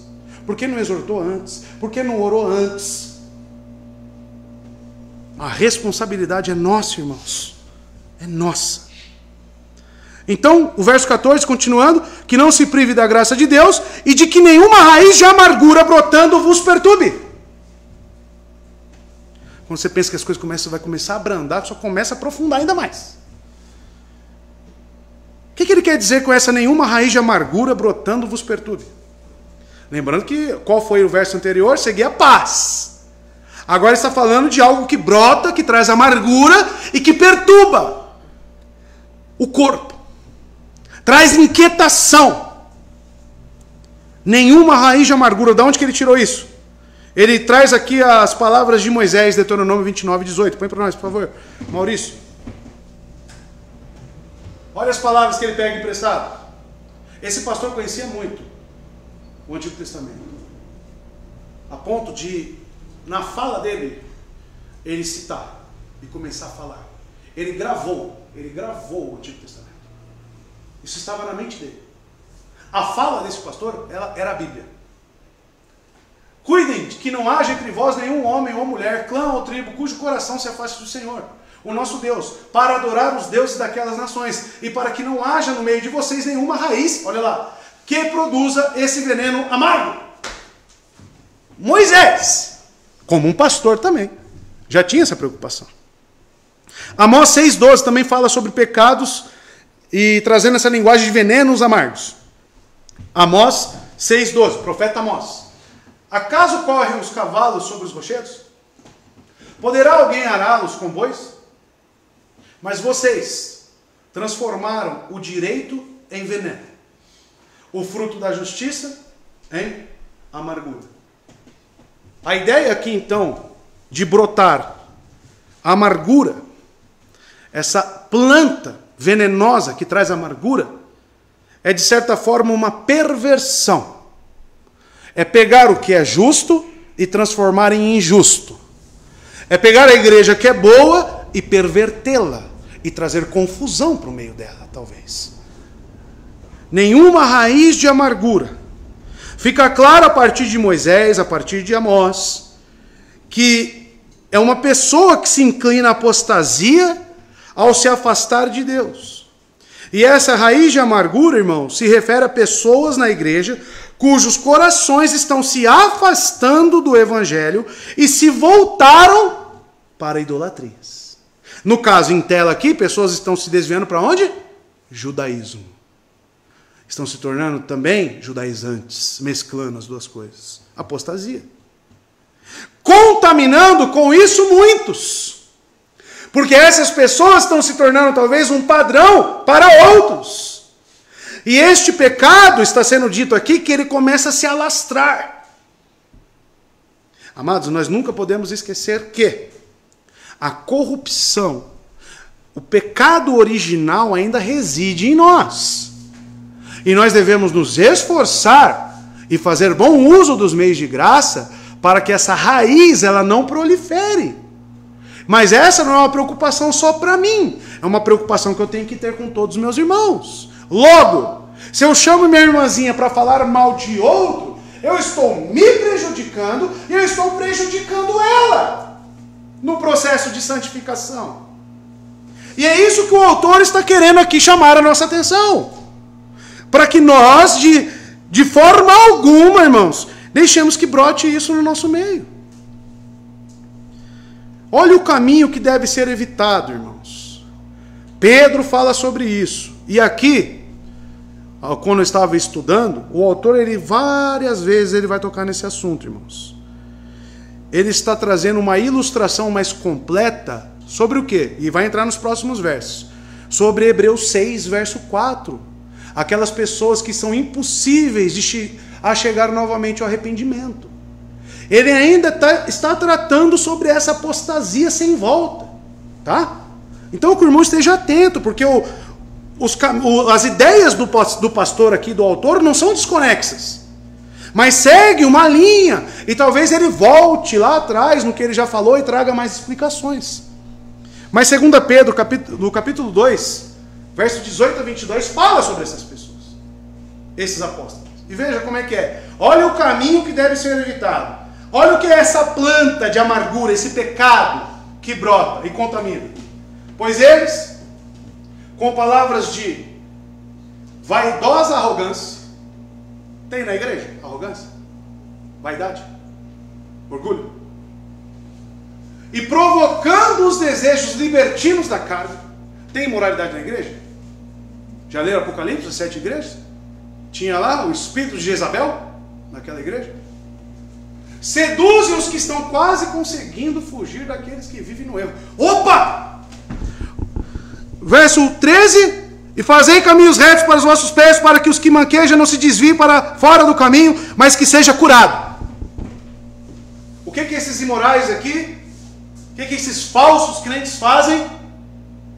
Pervertem o caminho e arrastam, tá, os outros. Pode passar. Prometendo-lhes liberdade, eles mesmos são escravos da corrupção. Sabe a hipergraça? Que traz uma certa liberdade? Que falar que você tem que seguir um caminho correto, um caminho de santidade, sem a qual ninguém verá a Deus? Isso aqui tem hoje, irmãos. Tem falsos mestres ensinando isso hoje. Glorifica a Deus se tem um pastor no seu pé, se tem um irmão no seu pé. Glorifica a Deus se tem alguém te cobrando. Glorifica a Deus se tem alguém olhando para você e supervisionando sua vida. E para com aquele sentimento, porque esse texto não cabe, né? Eu tenho as minhas conversas com Cristo. Você não tem nada a ver com a minha vida espiritual. Tá certo? Existe isso à luz da Bíblia, aqui do que o autor está falando? Não existe. Você deve sim satisfação para o seu pastor e você deve sim satisfação para os seus irmãos. Prometendo-os liberdade, eles mesmos são escravos da corrupção. Como meu irmão falou, que chegou na igreja com o pastor dele e falou: pastor, tenho caído no pecado da masturbação, imoralidade sexual. Sabe o que o pastor respondeu para ele? Ah, irmão, você é jovem, isso é normal. Lê esse livrinho aqui. Resolveu? Normal. Tranquilo. Aonde esse pastor deveria, você precisa de arrependimento. Você precisa olhar para o seu coração. E o que está te motivando a querer essas coisas? Exortar aquele irmão. Eles não exortam. Como no meu seminário, um pastor, aí, de César de Souza, professor na FLAM, recomendando masturbação para o marido que está longe de casa trabalhando, meses e meses longe de casa. Acredite se quiser. Pastor com mais de 20 anos de pastoreio, irmão. Que tipo de caminho é esse? Esse é o caminho do cristianismo? Cristo recomendaria isso para alguém? Me desculpe. Estou muito longe da verdade. Muito longe. Pois o homem é escravo daquilo que o domina. Está vendo aí? Aí ele continua. Se tendo escapado das contaminações do mundo por meio do conhecimento do nosso Senhor e Salvador Jesus Cristo, encontram-se novamente nelas enredados. Lembra lá de 1 João? Praticantes do pecado, enredados. E por elas dominados, estão em pior estado do que o do princípio. Aqui vem Hebreus 6. Tá? E continua. Teria sido melhor que não tivessem conhecido o caminho da justiça, do que depois de terem conhecido, voltarem as costas para o santo mandamento que lhes foi transmitido. E ele encerra. Confirma-se neles o que é verdadeiro, o provérbio: o cão volta para o seu vômito, e ainda a porca lavada volta a revolver-se na lama. Nós devemos cuidar para que os irmãos que estejam aqui conosco não se enredem nesse caminho. E o meio que Deus nos deu para que não haja isso é a sua supervisão, é a sua exortação e a sua preocupação com o corpo. É para isso que você foi inserido neste corpo, irmão. Raízes amargas que brotam. Se a supervisão mútua é negligenciada, surgem outros problemas. Perder a graça de Deus se torna queda em apostasia, irmãos. E cair em apostasia é equivalente a servir a outros deuses. As raízes de muitas ervas daninhas se espalham rapidamente e se reproduzem em todos os lugares por onde elas crescem. Essas raízes se desenvolvem sorrateiramente. E a rápida multiplicação resultante das ervas é muito preocupante. Raízes e ervas daninhas são sinônimos de problemas para a plantação e para a colheita, pois as plantas ficam desprovidas dos nutrientes necessários e, como resultado, a colheita fica comprometida. Reservas mentais, críticas infundadas, baseadas em egoísmo, minam a igreja. É essas raízes, discórdias, dissensões, fofocas, falta de supervisão. Isso aí vai começando a ter uma raiz na igreja, vai se proliferando até que descamba de vez. E nesse meio tempo, o que o autor está dizendo? Muitos vão sair do meio. Muitos vão virar apóstatas. E acontece ou não acontece? Quantas pessoas você conhece que, por ver padrões errados, fala, eu ir para a igreja? Eu cresci e vi meu pai falando que era cristão e fazia isso com a minha mãe. Eu vou querer? Essas pessoas foram privadas da graça. Não está dizendo aqui que um eleito cai da graça. Não é isso que está querendo dizer. Ele está trazendo aplicações. Ele está falando da vida prática, o que ocorre pela falta de supervisão. Está entendendo, irmão? Qual é a minha e a sua responsabilidade? Está entendendo o que é fazer veredas retas para os vossos pés? Para curar o manco? Está entendendo qual que é a preocupação aqui do autor aos Hebreus? É que as pessoas não apostatem da fé. E qual que é o meio que vai trazer essa preservação? A igreja. Eu e você. Eu e você. E ele diz que essas raízes de amargura, brotando, vos perturbe, e por ela, ou seja, essas raízes de amargura, muitos se contaminem. Com essa imagem tomada do mundo agrícola, né? E eles, os autores do primeiro século, os evangelistas, né? O próprio Cristo, utiliza muito da linguagem da agricultura, né?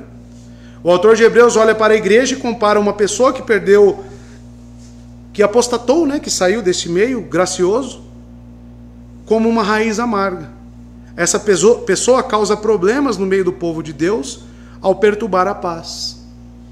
Com suas palavras amargas, essas pessoas privam os crentes da santidade. O escritor diz que as pessoas assim contaminam muitos. O verbo contaminar, que eu destaquei aqui para os irmãos, que vem do grego miaino, ela significa, veja, tingir com outra cor, colorir, manchar, poluir, sujar, contaminar, ficar sujo, manchar com pecados. O verbo aqui está no aoristo. E, amados, está na forma passiva. O que isso nos traz de ensinamento? Que se o Felipe vem falar para mim algo que se assemelha a essa raiz de amargura, abrir sobre as reservas mentais dele, ou falar mal de um irmão, e eu dou o ouvido, passivamente eu estou contraindo pecado sobre a minha vida. Eu estou sendo manchado. Olha como é sério. Esse contaminar aqui está na forma passiva. Toma cuidado, irmão. Com quem você tem falado. Por que a exortação bíblica é o falar dos crentes tem que ser como? Salmos, cânticos espirituais, exortações. A nossa conversa tem que ser a Bíblia. Ponto final. Ponto final. Essa tem que ser a nossa conversa. Para quê? Para nós evitarmos a contaminação. Para que a nossa vida busque a paz, primeiramente, e a santificação. Com quem você tem andado? Com quem você tem falado? Por isso que a conversa com ímpios ela é desagradável. Porque acaba nos contaminando. você adquire pecados que talvez você esteja lutando contra. Simplesmente por ouvir. Ah, mas eu não estou praticando. Aí você fica negociando com si mesmo. Não, passivamente. O verbo auristo, né? É um fato, não se sabe o tempo correto, mas acontece. Acontece. Passivamente. Por isso que o apóstolo Paulo trata, né, essas raízes de amargura de que forma? Inclusive imoralidade sexual dentro da igreja, que vai entrar no próximo verso. 1 Coríntios 5,6. O que ele fala como pecado na igreja? O orgulho de vocês não é bom, ele diz para a igreja. O orgulho de vocês. A vaidade. Essa igreja questionou até mesmo o apostolado de Paulo. Tá? Dizendo que não era apóstolo. Quem era ele para exortar eles? Orgulho. Tá? Se Paulo passou por isso, imagina eu, né? Coitado de mim. Paulo passou por isso. Vocês não sabem que um pouco de fermento faz toda a massa fermentada? Um pouquinho só. Maria e as irmãs que fazem o pão de mel, joga lá, né? Até a quantia certa, né? Senão vaza, né? Joga só um pouquinho lá de fermento. O pecado é assim também, irmão. Na igreja. Porque imagina que isso aqui é um grande pão de mel, né? Aí joga lá um pouquinho de fermento. O que vai acontecer? Vai espalhar. Eu só espero que você não seja o fermento, né? Porque se você for o fermento, você tem que ser tirado. Porque a ideia aqui não é que esse pão de mel cresça, não. É que seja puro. E ele ainda vai ilustrar com um pão ázimo, que era utilizado na Páscoa, um pão sem fermento. Cristo é o Cordeiro Pascual sem pecado, sem mancha. O que se espera de nós? Que sejamos iguais. 1 Timóteo 6, 3-5. Vejam por onde vai essas raízes de amargura. Preste atenção. O que o autor de Hebreus está aqui preocupado? Se alguém ensina falsas doutrinas, tinha falsas doutrinas na igreja? Tinha pessoas se enredando em falsas doutrinas? Pedro lá tratando, o texto que eu trouxe de Pedro, a porca lavada, está tratando especificamente do que lá? Falsas doutrinas. Se alguém ensina falsas doutrinas e não concorda com a sã doutrina do nosso Senhor Jesus Cristo, que é essa aqui, ó, que vocês estão vendo hoje, o caminho da santificação e da paz. Se você não concorda com isso, e com o ensino que é segundo a piedade, olha lá, é orgulhoso, aí começa Paulo aqui. O que você é? Você que rejeita a sã doutrina e a piedade cristã, é orgulhoso e nada entende. Nada entende. Esse tal mostra um interesse doentio por controvérsias e contendas acerca da palavra. Quer distorcer. Que resultam em, olha lá, inveja, brigas, difamações, suspeitas malignas. Sabe quando você chega e tece aquele comentáriozinho que já levanta uma suspeita da pessoa? Uma suspeita maligna. Você plantou uma discórdia na mente da pessoa. Isso é benéfico no nosso meio? Vai até o 5, mais um. E atritos constantes entre aqueles que têm a mente corrompida e que são privados da verdade, os quais pensam que a piedade é fonte de lucro.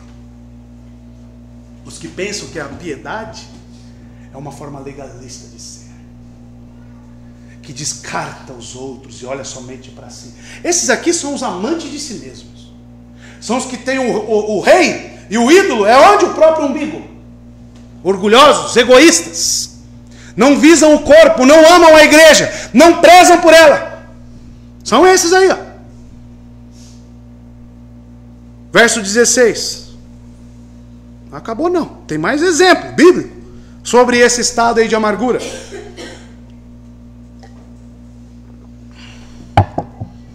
E que ninguém seja devasso ou profano, como Esaú, que por uma simples refeição vendeu o seu direito de primogenitura.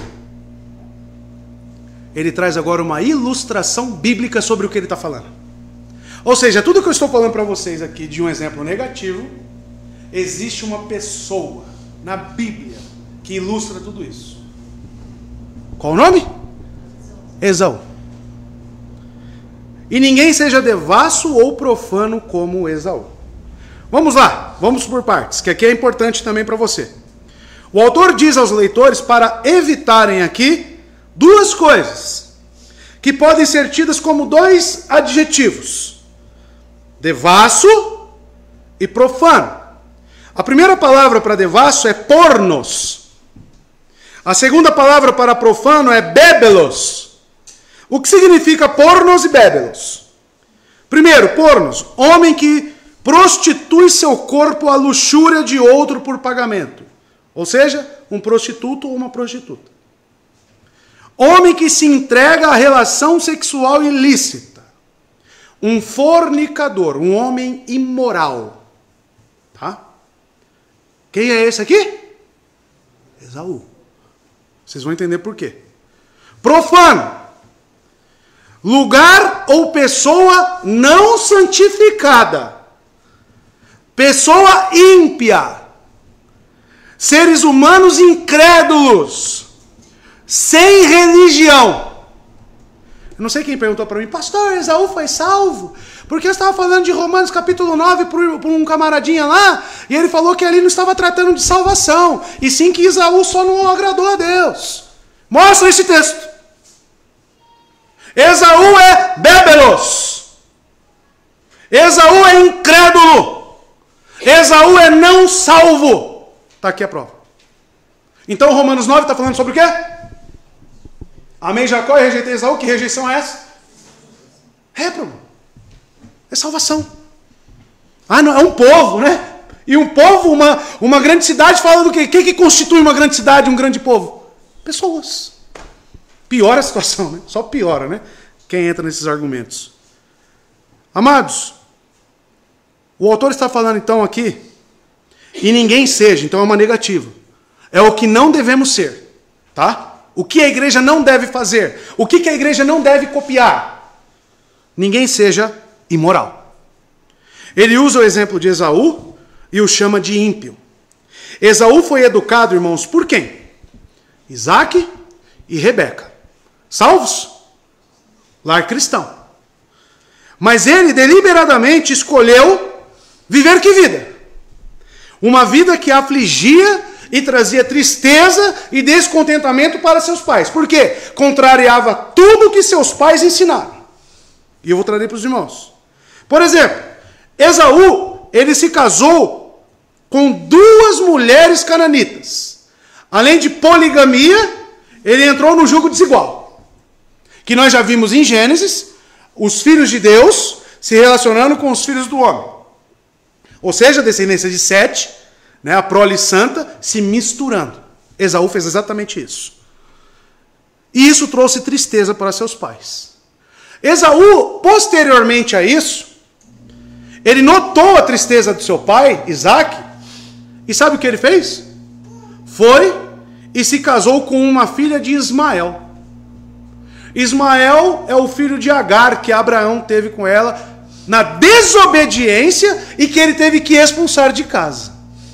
Ismael veio a linha ismaelita. Quem foram esses na história de Israel? Perseguidores e inimigos do povo eleito de Deus. Esaú foi lá e se casou com uma filha de Ismael, sabendo que seu pai já estava triste com os 2 casamentos com as mulheres cananeias, né, ou cananitas.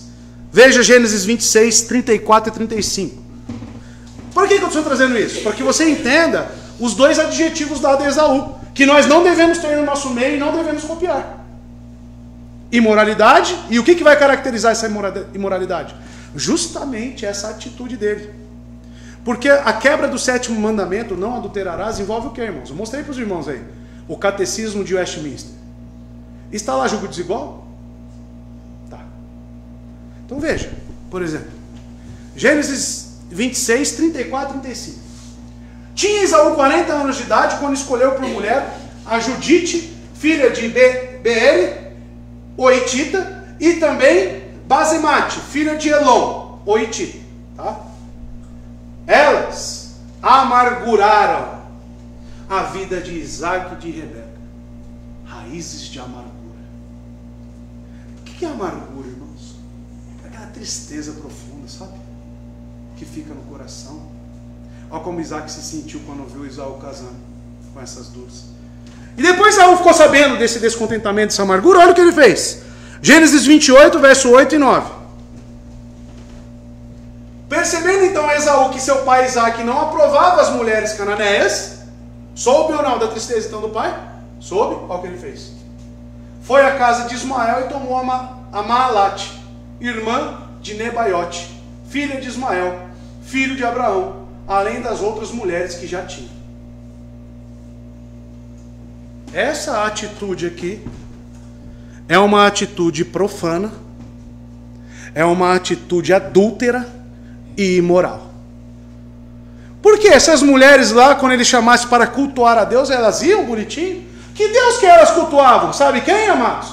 Os deuses que tinham que fazer orgia sexual, os deuses que tinham que oferecer sacrifícios misturados com imoralidade sexual. Por isso que, sempre que você ver a palavra imoralidade sexual na Bíblia, esteja certo que ela está em pé de igualdade com idolatria. Logo, alguém profano. Dois pecados irmãos.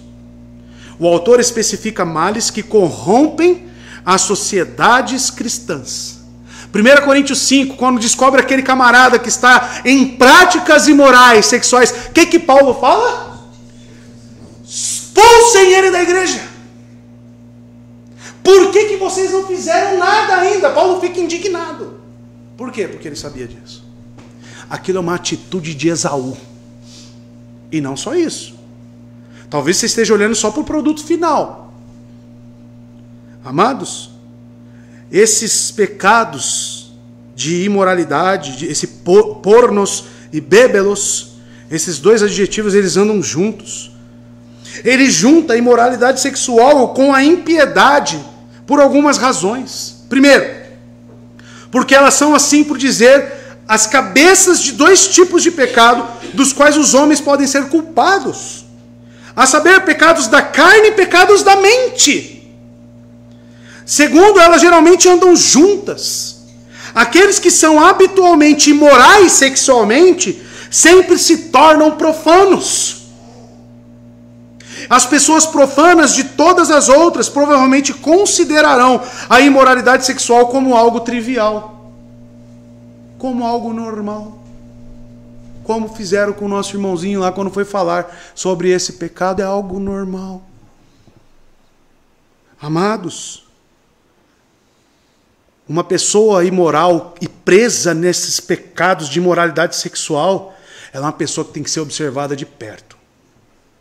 Porque uma pessoa imoral, a mente dela está totalmente corrompida. E ela precisa de salvação. Porque os imorais herdarão o reino dos céus. Eu não estou falando de pessoas que lutam contra isso e são tentadas nessa área. Eu estou falando de pessoas que são entregues a isso. E constantemente estão adorando e fazendo esses atos. Seja na sua casa, no escuro, no computador, no celular. Eu estou falando sobre pessoas imorais. Essas pessoas são idólatras. Essas pessoas não servem ao Deus vivo que nos chamou para a santidade. Será que você entendeu isso? É o caminho de Esaú. Esse é o caminho de Esaú que foi rejeitado por Deus. Você está começando a entender agora o que deve ser evitado na igreja? Como que devemos tratar essas práticas de imoralidade sexual? Que muitas das vezes estão encobertas e não são confessadas. E por que não são confessadas? Porque as pessoas são amantes dela. Porque a confissão é justamente o sentimento de repulsa sobre aquilo. E se eu estou sendo tentado nessa área e tenho dificuldade, o que eu vou fazer? Buscar cura para isso. Eu vou lutar contra isso e não me entregar. Não me entregar. Pornografia, masturbação, traz isso para o casamento. Irmãos, é uma desgraça, isso é idolatria, isso é profanação. Deus não compactua. Não é salvo. Uma pessoa impregnada nisso, escrava disso, precisa ser liberta.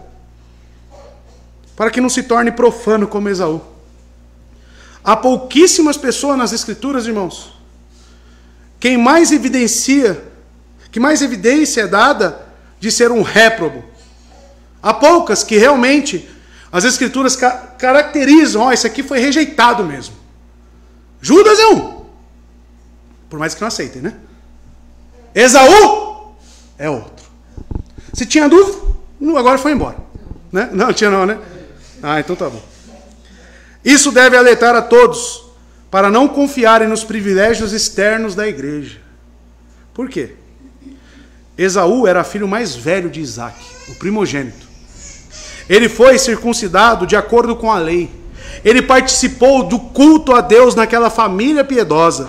Todavia, ele foi excluído da aliança da graça pelo próprio Deus. Isso exclui o quê? O pensamento pedobatista. Isso exclui que nasceu num lar cristão já é salvo. Ou já é participante daquela graça. Negativo. Esaú é o exemplo claro de que ele participou de tudo, foi circuncidado, era primogênito, perdeu a primogenitura, perdeu tudo. Ele não era, ele foi um réprobo. E olha que o autor acrescenta, que por uma simples refeição, vendeu o seu direito de primogenitura. Esaú, ao rejeitar, ao vender a primogenitura, o que ele está rejeitando? O que ele está jogando fora? O que para ele é tanto faz, tanto fez? O que para a atitude de muitos? A igreja nem é tudo isso mesmo. Nem me preocupo com aquele irmão. Cuidado, essa é a atitude de Esaú. As pessoas que foram salvas, elas amam as coisas que Cristo ama. Você tem que entender isso. Se Cristo ama a sua igreja, ele ama a igreja. Você deve amar a igreja. Se Cristo ama o irmãozinho que ele mesmo salvou, você deve amar o irmãozinho que ele também ama. Esaú fez o quê com as coisas que eram bênçãos de Deus? Dá aí um prato aí de sopa de lentilha e fique aí, Jacó, com a minha primogenitura. E Jacó? Jacó, muitas pessoas leem errado aquilo, né? Não estou querendo dizer que as mentiras que Jacó contou não são pecados, não é isso. Mas eu olho para um outro lado. Eu olho para Jacó e vejo uma pessoa sedenta pela bênção de Deus. Eu olho para Jacó e vejo uma pessoa que olha para Deus com apreço. Logo, a oportunidade de ser abençoado, ele quer, custe o que custar. Ele luta com o anjo. O coração de Jacó era movido, era voltado para Deus. Tanto que recebeu renovado o pacto abraâmico. Amados, o primeiro adjetivo é colocado como imoral e o segundo como profano. Então aplique-se a Esaú, o que não tinha consideração pela bênção de Deus e pela promessa que ele, como primogênito, receberia. E por que o autor coloca essa aplicação para a igreja? Amados, nós somos o povo de Deus, como talvez Esaú era em partes, que aguardam pela promessa de Deus. A nossa herança está contida em quem? Em Cristo. E como nós devemos aguardar por isso? Na igreja. Se eu trato essas bênçãos, essas promessas de qualquer forma, eu estou agindo como Esaú. Eu não tenho parte. Eu só estou dizendo que eu sou um réprobo. Ser salvo, amados, é muito mais do que falar eu amo a Cristo. Ser salvo é ter uma vida condizente com isso. Verso 17 e último. Porque bem sabeis que, querendo ele ainda herdar a bênção, foi rejeitado. Porque não achou lugar de arrependimento, ainda que buscou diligentemente com lágrimas. Isso aqui não explica para você lá que é impossível chegar ao arrependimento? Pois crucificaram a Cristo novamente para si mesmos. Aí vai em Pedro, é o cão que voltou para o vômito, ou a porca lavada que voltou para a lama. Está aqui, ó. O que explica Hebreus 6? Esse verso. A vida de Esaú. O que ele fez, a rejeição que ele tinha com a palavra. A forma como ele agiu deliberadamente. O autor fala, porque bem sabeis. Por que ele fala isso? Porque a história de Esaú, de Jacó, de Isaac, era algo muito bem conhecido pelos judeus. O que ele está falando? Lembre aí da história do Antigo Testamento. Lembre aí de Esaú. Vocês lembram dele? Pois bem, como que ele agiu? Ele extrai dos seus ouvintes as respostas bíblicas. Querendo ele ainda depois herdar a bênção, foi rejeitado. Esaú. Então, amados, por toda a epístola, o escritor está advertindo os leitores a não apostatarem do Deus vivo. Porque o resultado de tal ato é desastroso. Ele usou dois exemplos, um da história do Antigo Testamento e um da história do seu próprio tempo. Primeiro ele tomou a ilustração dos israelitas, estão lembrados? Rebeldes que peregrinaram no deserto e devido à incredulidade deles morreram lá. Isso você pode resgatar no capítulo 3, verso 16 a 19. Não entraram no descanso. E o que aconteceu com aquele povo que saiu do Egito? Morreu no deserto. Morreu na incredulidade. E a seguir ele aponta para alguns dos seus próprios contemporâneos, que haviam ouvido a palavra pregada, recebido os sacramentos do batismo e da ceia, mas haviam apostatado por conveniência própria. Para essas pessoas, diz o autor, o arrependimento é impossível. Hebreus 6, do 4 ao 6, que eu já li várias vezes para os irmãos, mas eu reitero com o capítulo 10, onde ele novamente revisita o assunto. Verso 26 e 27. Veja aí. Porque se pecamos voluntariamente, depois de ter recebido o conhecimento da verdade, já não resta mais sacrifício pelos pecados. Ele está falando sobre quem aqui? Sobre o mesmo público que ele falou no capítulo 6. Porém, uma expectação terrível de juízo, uma indignação ardente que há de devorar os adversários. Quem ilustra esse público aqui que ele está falando, 26 e 27? Esaú. Esaú é a exemplificação. Do capítulo 6, Esaú. Então veja, quem são essas pessoas? Aqueles que deliberadamente, eles querem viver no pecado. Eles amam o pecado. Mesmo tendo recebido a palavra, falam, não, isso não pode. Olha, isso desagrada a Deus. Isso é transgressão. Isso vai te levar para o inferno. Eles falam, tudo bem. Eu amo isso. Eu sou escravo disso. Eu continuo. Que arrependimento resta para esses? Nenhum. Nenhum, irmãos.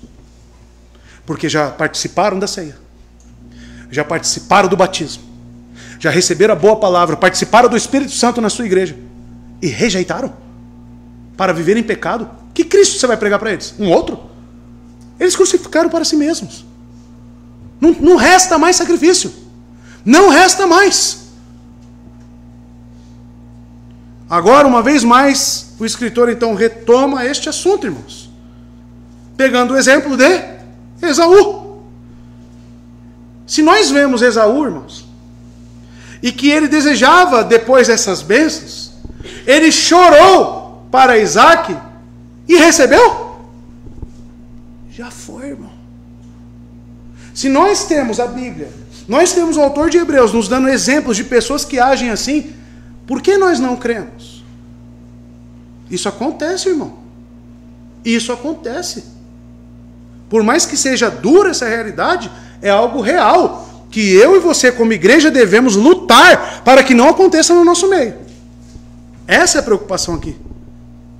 Veja Gênesis 27, 32 a 36. Perguntou-lhe seu pai Isaac, quem é você? Depois de que Jacó vem e recebe, né? A bênção, depois ele chega. Ele respondeu, sou Esaú, seu filho mais velho. Profundamente abalado, Isaac começou a tremer muito e disse, quem então apanhou a caça e a trouxe para mim? Acabei de comê-la antes de você entrar, e a ele abençoei, e abençoado ele será. Quando Esaú ouviu as palavras de seu pai, deu um forte grito e cheio de amargura, olha lá, a raiz de amargura, implorou ao pai, abençoe também a mim, meu pai. E vai até o 36, né? Mas ele respondeu, seu irmão chegou astutamente e recebeu a bênção que pertencia a você. E disse Esaú, não é com razão que seu nome é Jacó. Já é a segunda vez que ele me engana. Primeiro tomou meu direito de filho mais velho e agora recebeu a minha bênção. Então perguntou ao pai, o senhor não reservou nenhuma bênção para mim? E nós sabemos, né, que a bênção realmente estava com Jacó. Jacó foi aquele que teve a linhagem santa e está na descendência de Cristo. A lição é óbvia para todos nós. Devemos saber que a incredulidade conduz ao endurecimento de coração e à apostasia. Aquele que se afasta do Deus vivo descobre que Deus o rejeitou. Portanto, devemos lutar pela paz e pela santidade, evitar imoralidade e impiedade, a saber que cair nas mãos do Deus vivo é algo terrível. Hebreus 10, 31. E o texto diz claramente, aí ainda alguns acham que Esaú foi salvo, porque não achou lugar de arrependimento. Isso que vocês estão vendo aqui não é arrependimento. Esaú, ele visava o que? Apenas as bênçãos que ele poderia adquirir do pai. As coisas secundárias. Ele não olhava para Deus, ele não contemplava Deus. É exatamente igual a Caim. Lembram de Caim? Como é que ele saiu depois que ele descobriu que a sua adoração foi rejeitada? Como que ele saiu? Com semblante como? Amargurado, irmão. Ele saiu amargurado também. Começou a invejar seu irmão, a ponto de matá-lo. Vocês estão entendendo o que não pode crescer no nosso meio? Vocês estão entendendo quais são os caminhos que levam a essa apostasia final? Ou seja, amados, olhar apenas para aqueles que já saíram é muito fácil. Temos que olhar para quando isso começa a surgir aqui no meio e arrancar do nosso meio. Tratar essa pessoa, se possível.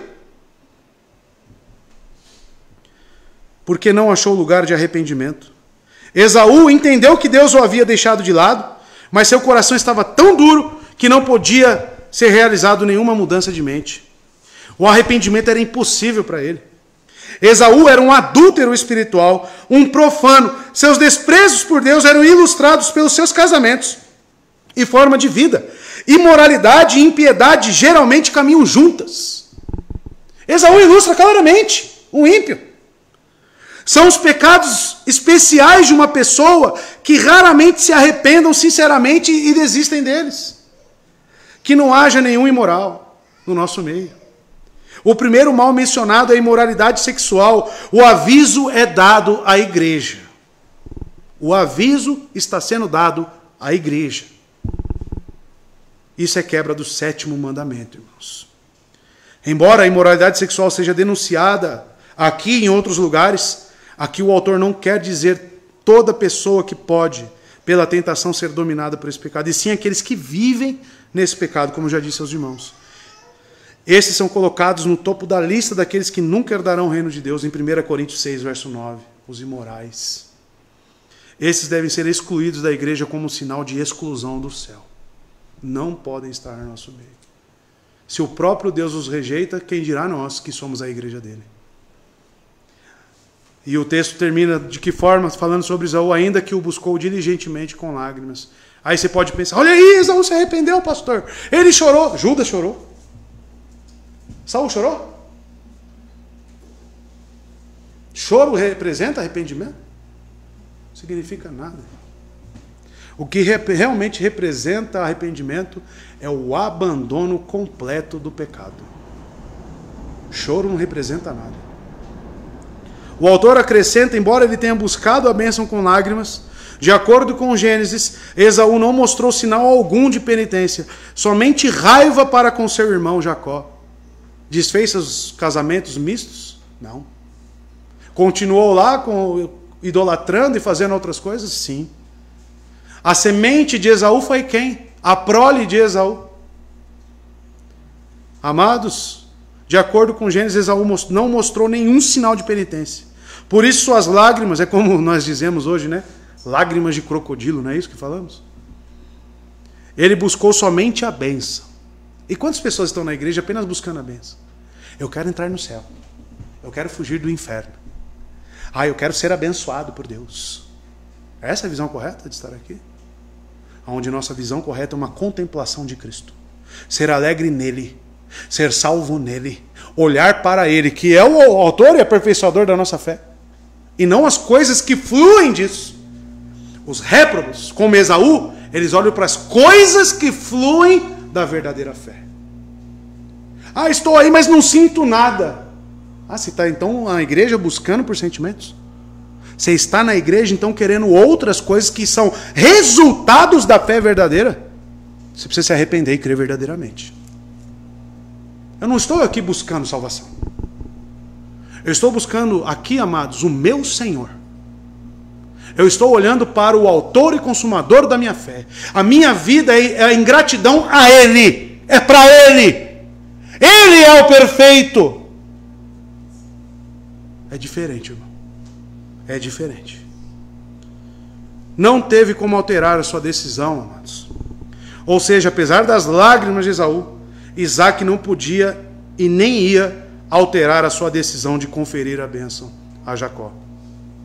Esse triste evento foi causado pela impiedade de Esaú, e não se sabe aonde o pecado deliberado pode levar uma pessoa, irmão. Esaú não considerou que quando ele vendeu sua herança, ele havia perdido completamente a bênção eterna de Deus. Lutemos, irmãos, lutemos, para que não haja nenhum incrédulo ou devasso no nosso meio. E que, amados, venhamos a desprender esforços para não apenas estar na igreja, mas ser igreja. Precisamos fazer parte orgânica deste corpo, se preocupando, vigiando. E o texto nos fala claramente sobre isso. Para que o fim dos nossos irmãos não seja como de Esaú, né? Então que venhamos a prezar por isso, ouvir. Aqui temos uma lição clara do verso 14 a 17 de eclesiologia. Aqui está. Qual é o seu dever e o meu dever como membro da igreja? Amém?